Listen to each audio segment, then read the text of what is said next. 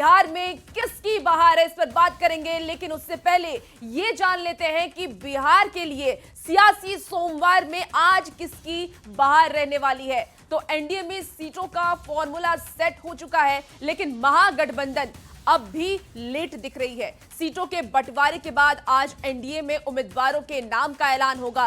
दूसरी तरफ महागठबंधन में अब भी बात अटकी हुई नजर आ रही है। बताया यह जा रहा है कि महागठबंधन थोड़ा बीमार है और इसके इलाज के लिए बिहार के सभी सियासी डॉक्टर दिल्ली में डटे हुए हैं। संभावना यह भी है कि आज महागठबंधन की बीमारी का सफल ऑपरेशन हो जाएगा। चुनाव के ऐलान के एक हफ्ते हो चुके हैं। पहले चरण का नामांकन शुरू हुए भी 4 दिन बीत चुके हैं और आज दूसरे चरण का नामांकन शुरू हो रहा है। लेकिन अब तक किसी बड़ी पार्टी या गठबंधन के नेताओं ने नामांकन नहीं किया है। और इन सब के अलावा बिहार में तीसरा फैक्टर बने प्रशांत किशोर की पार्टी जन सुराज अपने उम्मीदवारों की दूसरी लिस्ट जारी करने जा रही है, जिस पर भी हमारी नजर आज बनी रहेगी। तो ये 4 बड़ी खबरें जिस पर आज हमारी नजर बनी रहेगी। और इसी बीच देखिए एक बड़ी खबर का रुख कर लेते हैं। हमारे सहयोगी राहुल आपको बड़ी खबर बताएंगे। बिल्कुल, देखिए तो बीजेपी के विधायक है अरुण कुमार सिन्हा और इनको लेकर के बड़ी खबर सामने आ रही है। सोशल मीडिया पर एक पोस्ट सामने आया है जिसमें उन्होंने बड़ा ऐलान कर दिया है। बता दें कि कुम्हरार विधानसभा सीट जो पटना में है उससे विधायक है और 25 सालों से कह सकते हैं कि 5 टर्म से ये लगातार विधायक बने हुए हैं, यानी कि जनता में इनकी गहरी पैठ मानी जाती है। और यहां से अगर वो ऐलान करते हैं कि इस बार का वो चुनाव लड़ने नहीं जा रहे हैं तो जाहिर सी बात है कि इसके बड़े मायने हो जाते हैं। विधानसभा चुनाव नहीं लड़ने का ऐलान किया है और कहा है कि संगठन के लिए काम करते रहेंगे। 25 साल से भरोसे के लिए जनता का उन्होंने आभार जताया है। कुम्हरार सीट से अरुण सिन्हा विधायक हैं। बता दें कि अरुण सिन्हा ने लिखा कि आगामी विधानसभा चुनाव में मैं प्रत्याशी के रूप में चुनाव नहीं लड़ूंगा, लेकिन संगठन के लिए कार्य करता रहूंगा। पिछले 25 वर्षों में आप सभी ने जो विश्वास और सहयोग दिया उसका सदा आभारी रहूंगा। आनंद अमृतराज हमारे साथ, न्यूज 18 संवाददाता। आनंद, 5 टर्म में बड़ा कार्यकाल हो जाता है, लेकिन अरुण सिन्हा कह रहे हैं कि इस बार वो चुनाव नहीं लड़ेंगे। आखिर वजह क्या हो सकती है? देखिए, वजह साफ है कि अरुण सिन्हा का टिकट कट चुका है और इसकी चर्चा काफी दिनों से चल रही थी। अरुण सिन्हा लगातार कई बार विधायक बने हैं और पार्टी के वरिष्ठ नेताओं में से एक माने जाते हैं। पटना में, अगर पटना जिले में बात करें तो कैस समाज से एक बड़े नेता के तौर पर भी उनकी पहचान रही है। जाहिर तौर पे कई बार विधायक बनने के बाद इस बार उनके बारे में चर्चा थी कि जो रिपोर्ट आई थी कि जो इंटरनल रिपोर्ट की, उसमें कुम्हरार विधानसभा में उनको लेकर काफी असंतोष बताया जा रहा था। तो एक वजह ये भी बताई जा रही थी जिससे उनका टिकट कट सकता था, और दूसरा ये भी बताते कि उनका टिकट कट चुका है। और शायद उन्हें जब पार्टी के नेताओं ने बताया होगा तो वो उन्होंने समझदारी दिखाई और उन्होंने कहा कि इस बार चुनाव नहीं लड़ेंगे। यानी कि खुद से घोषणा करके उन्होंने एक अच्छा मैसेज देने की कोशिश की है कि पार्टी संगठन जो भी चाहे, पार्टी जो भी चाहे, मैं स्वीकार करने को तैयार हूँ। मैं चुनाव नहीं लड़ूंगा, संगठन के लिए काम करता रहूंगा। जाहिर तौर पर कुम्हरार से इस बार कोई नए चेहरे के तौर पर बीजेपी किसी नए चेहरे को उठने की तैयारी में है, और वो नया चेहरा कौन होगा ये इसकी तस्वीर भी जल्द ही साफ हो जाएगी। लेकिन इतना तो तय है कि कुम्हरार से अरुण सिन्हा अब बीजेपी के उम्मीदवार नहीं होंगे। और चलिए, बिल्कुल, तो अंदेशा पहले ही लगा कि उनका टिकट कट रहा है और समझदारी भी दिखाई। सोशल मीडिया पर उन्होंने ऐलान कर दिया कि चुनाव नहीं लड़ेंगे, लेकिन उन्होंने कहा कि मैं हमेशा पार्टी के लिए काम करता रहूंगा। देखिए, बिहार भी इस बार किसकी बहार है और बहार में एनडीए ने फिलहाल बाजी मार दी है, क्योंकि एनडीए सीटों का फॉर्मूला सेट कर चुकी है। लेकिन महागठबंधन में अब भी बैठकों का दौर जारी है, बैठक पर बैठक की जा रही है। और देखिए, अब एनडीए में सीटों का बंटवारा हो चुका है। जेडीयू 101 सीट पर चुनाव लड़ेगी, बीजेपी 101 सीट पर चुनाव लड़ेंगी, एलजेपी आरवी 29, हम 6 और आरएलएम उपेंद्र कुशवाहा की पार्टी 6 सीटों पर चुनाव लड़ने वाली है। तो ये फॉर्मूला सेट कर दिया गया है और जेडीयू और बीजेपी इस बार बराबर सीटों पर चुनाव लड़ रही है। तो यानी कोई बड़े भाई और छोटे भाई का फॉर्मूला इस बार नहीं सेट किया गया है, दोनों जुड़वा भाई है। और जेडीयू और बीजेपी 101 सीटों पर चुनाव लड़ रही है। वहीं एलजेपी आरवी की बात कर ले तो 29 सीट है। और ये जो सीटों का समीकरण है वो लोकसभा कि जो सीटों का बंटवारा हुआ था उसको भी मद्देनजर रखते हुए दिया गया है। हम की बात कर ले तो 6 सीटें हैं, आरएलएम की 6 सीटें हैं। जेडीयू ने लोकसभा में जितनी सीटें लड़ी थी उससे ज्यादा सीटें उन्हें इस बार दी गई हैं। और देखिए इसी बीच एक बड़ी खबर आ रही है, सहयोगी राहुल का रुख कर लेते हैं। बिल्कुल, देखिए तो सीटों का आंकड़ा हमने बताया कि जो फॉर्मूला है वो सेट हो चुका है बीजेपी और जेडीयू के बीच 101 का, और बाकी हम और आरएलएम की बात करें तो 6 सीट और चिराग पासवान की पार्टी को 29 सीटें। और देखिए औपचारिक ऐलान जो है वो आज किया जाना है और आज एक साझा प्रेस कॉन्फ्रेंस किया जाएगा एनडीए की तरफ से। और देखिए एनडीए ये बताने की जताने की कोशिश भी कर रहा है कि हम एकजुट हैं, क्योंकि जैसे ही सीट शेयरिंग का फॉर्मूला सामने आया सभी एनडीए के घटक दलों के नेताओं के जरिए एक बार जो पोस्ट है और एक ही पोस्ट जो है वो सामने आने लगा कि हमने सीट शेयरिंग का फॉर्मूला जो है वो हम तय कर चुके हैं। और एक कह सकते हैं कि मैसेज भी जनता को दिया गया कि किस तरीके से एकजुटता के साथ हम चुनावी मैदान में उतरने जा रहे हैं और कहीं कोई कंफ्यूजन की स्थिति नहीं है। तो देखिए पटना में आज साझा प्रेस कॉन्फ्रेंस होनी है और इस प्रेस कॉन्फ्रेंस के जरिए जो औपचारिक जो सीटों का बंटवारा हुआ है उसका ऐलान किया जाएगा। बिहार में एनडीए की सरकार बनने का दावा भी लगातार किया जा रहा है। जेडीयू और बीजेपी बराबर सीट पर इस बार लड़ेंगे। तो देखिए जब से बीजेपी जेडीयू साथ है, कह सकते हैं कि जेडीयू जो है वो हमेशा से हर वक्त ज्यादा सीटों पर लड़ता आया है, लेकिन इस बार बराबर की भूमिका।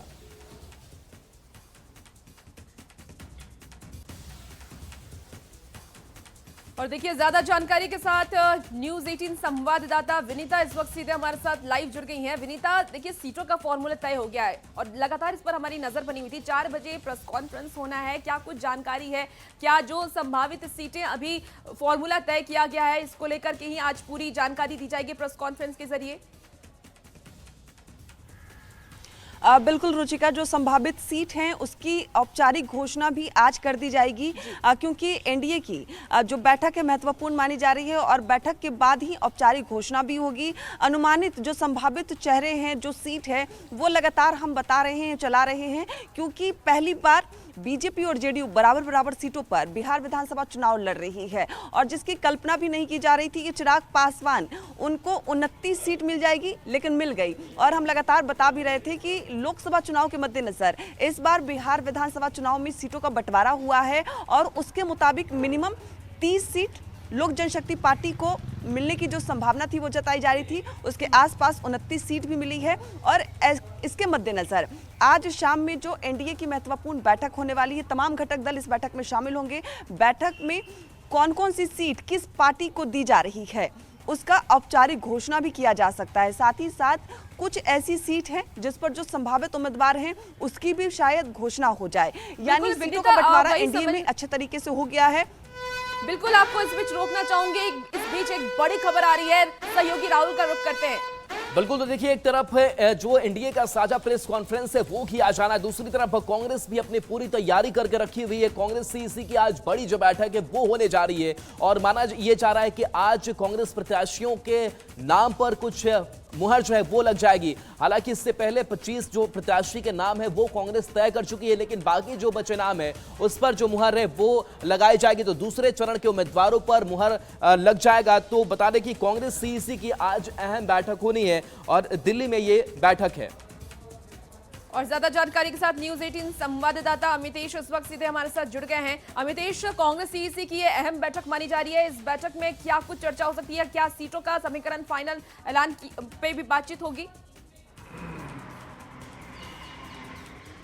देखिए, विधानसभा चुनाव के लिए नॉमिनेशन का कार्यक्रम शुरू हो गया है। 10 तारीख से ही नॉमिनेशन शुरू हो गया पहले चरण के लिए और अभी तक जहां तक सवाल है कांग्रेस की तरफ से या महागठबंधन की तरफ से सीटों का ऐलान भी नहीं हुआ है। कितनी सीटों पर कौन पार्टी चुनाव मैदान में उतरेगी ये भी तय नहीं हुआ है, इसलिए कांग्रेस की तरफ से एक और सीईसी की बैठक आज बुलाई गई है। और हमारे जो सूत्र बता रहे हैं सभी नेता दिल्ली पहुंच गए हैं, बिहार कांग्रेस के जो वरिष्ठ नेता हैं दिल्ली पहुंच गए हैं। आज एक और बैठक होगी जिसमें बची हुई सीटों के नाम पर मुहर लगा दी जाएगी, यानी सब कुछ तय कर लिया जाएगा कांग्रेस की तरफ से। लेकिन जब तक सीटों की संख्या और कौन सी पार्टी किन सीटों पर चुनाव मैदान में उतरेगी जब तक यह तय नहीं हो जाता है तब तक कांग्रेस की तरफ से औपचारिक तौर पर नामों का ऐलान नहीं होगा। जी, लेकिन 25 नाम फाइनल हो चुके हैं पहले चरण के लिए, ये भी जानकारी सामने आ रही है कि कांग्रेस ने अपने उम्मीदवारों का नाम फाइनल कर लिया है।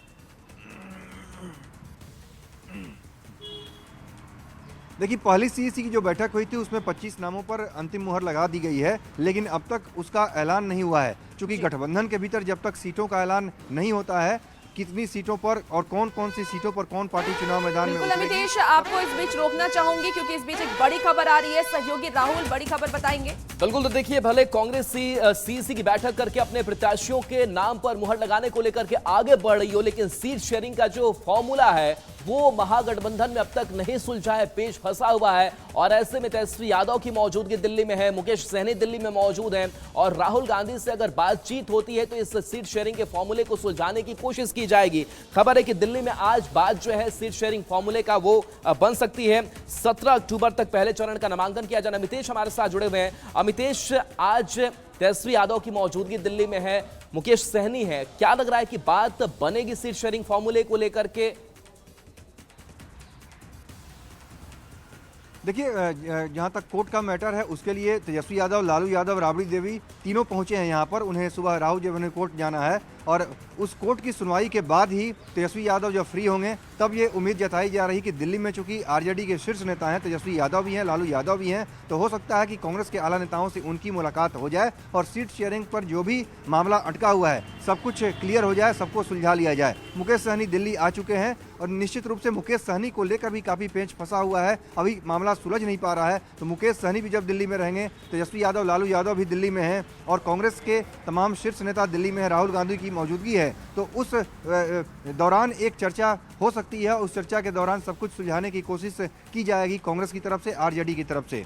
जी अमितेश, क्योंकि मुकेश सहनी ने हाल ही में कहा है कि महागठबंधन में सब कुछ ठीक नहीं है, महागठबंधन बीमार है और डॉक्टरों की टीम लगी हुई है, तो क्या लगता है ये जो महागठबंधन की बीमारी की बात वो कह रहे हैं, कहीं ना कहीं उनकी नाराजगी है? क्या वो मानने को तैयार हैं जितनी सीटें महागठबंधन की तरफ से उनको दी जा रही है, क्या वो साथ में लड़ेंगे या अभी भी है कि वो अलग चुनाव लड़ सकते हैं? देखिए, उन्होंने जो बयान दिया उससे निश्चित रूप से महागठबंधन के हेल्थ के लिहाज से देखा जाए, महागठबंधन की सेहत के लिहाज से देखा जाए तो अच्छा बयान नहीं है। उन्होंने एक सवाल जरूर खड़ा कर दिया है कि सब कुछ अभी तक क्लियर नहीं हो पाया है, लेकिन मुकेश सहनी लगातार उनकी जो डिमांड रहती है, शुरू से ही काफ़ी ज़्यादा डिमांड थी, सीटों की संख्या की बात हो या फिर डिप्टी सीएम की बात हो, लगातार वो डिमांड करते रहे और सार्वजनिक तौर पर इस बात को बोलते रहे कि हमें डिप्टी सीएम का पद चाहिए, हम ही बनेंगे चुनाव जीतने के बाद। यानी कुल मिलाकर उनकी तरफ से बार्गेनिंग जो है काफ़ी ज़्यादा की जा रही है। अमितेश, आपके पास दोबारा आऊंगी, लेकिन इसी बीच देखिए बड़ी खबर का रुख कर लेते हैं। जन स्वराज की दूसरी सूची आज जारी होगी। दोपहर 2 बजे जन स्वराज के नेता प्रेस कॉन्फ्रेंस करने वाले हैं। जन स्वराज के 100 उम्मीदवार की दूसरी लिस्ट जारी की जाएगी। तो जन स्वराज के संयोजक प्रशांत किशोर ने इसकी जानकारी दे दी है। दूसरी सूची में कई बड़े नाम शामिल हो सकते हैं, तो हमारे सहयोगी राहुल आपको आगे की खबर बताएंगे। बिल्कुल, तो देखिए, आज जो दूसरी सूची है वो सामने आ जानी है और इस दूसरी सूची में भी बड़े चेहरे शामिल हुए, क्योंकि जो पिछले 51 उम्मीदवार सामने आए थे उसमें गणितज्ञ हो, उसमें सिंगर एक्टर हो और बड़े जो आईपीएस अधिकारी रहे हैं वो चेहरे भी शामिल रहे थे। माना यह जा रहा है कि इस बार भी कुछ ऐसे ही चेहरों को लेकर के जनसुराज उतरेगी।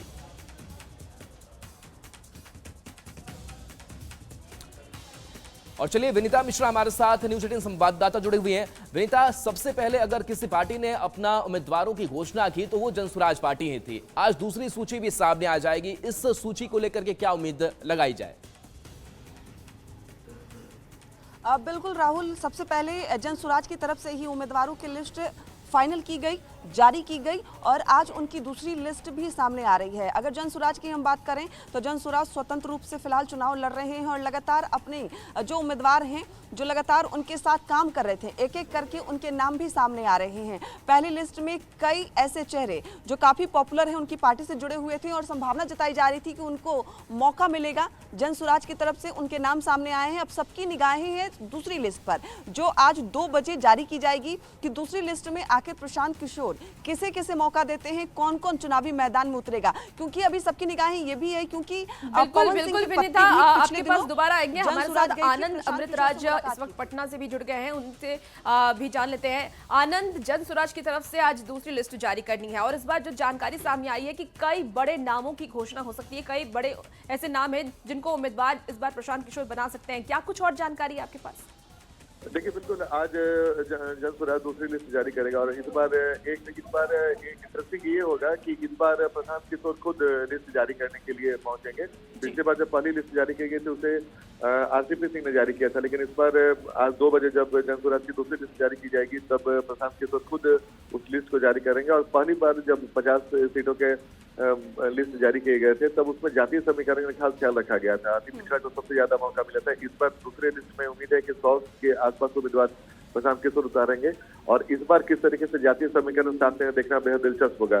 जाहिर तौर पे कई चौंकाने वाले नाम पिछली बार भी केसी सिन्हा और ऐसे नेता कई ऐसे दिग्गज का नाम सामने आया था जो जिनका राजनीतिक बैकग्राउंड नहीं था, लेकिन इस बार कई ऐसे और भी नाम आ सकते हैं। ठीक है आनंद, आप नजर बना के रखिए और देखना होगा कि इस लिस्ट में कौन कौन से ऐसे चौंकाने वाले नाम सामने आते हैं।